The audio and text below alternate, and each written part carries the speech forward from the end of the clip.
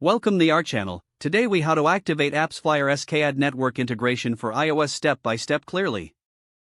To activate AppsFlyer SKAdNetwork integration for iOS, start by logging into your AppsFlyer account.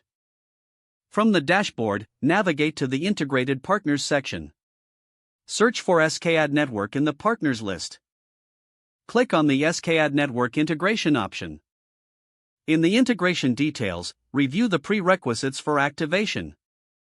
Ensure your app is configured for SKAdNetwork. Now, locate the Integration Settings section. You will need to enable the integration toggle. Once the toggle is switched on, additional configuration options will appear. Next, input your Apple App ID in the designated field. After entering the App ID, scroll down to configure the Add Network parameters. You may need to select the Add networks you wish to track. Save your settings to confirm the integration. Now, you must implement the SKAdNetwork framework in your iOS app. Open your project in Xcode. Add the required SKAdNetwork to your appsinfo.plist file. Make sure to include the correct network IDs as specified by the Add networks you're using. Build your app to ensure that the changes are applied. After building, proceed to test the integration in a development environment. Monitor the logs to verify that postbacks are being sent correctly. Once testing is complete, deploy the updated version of your app to the App Store.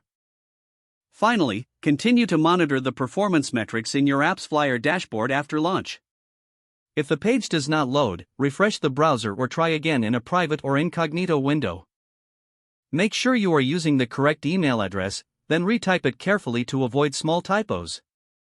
If your password is not accepted, use the reset option and create a new strong password you can remember. Check your spam folder for verification or security emails, then complete any requested confirmation steps. Enable two-factor authentication if available to improve account security and reduce unauthorized access risk. After signing in, review your profile details so your contact information and settings are accurate and current. Don't forget to like this video and subscribe to our channel for more step-by-step tech guides.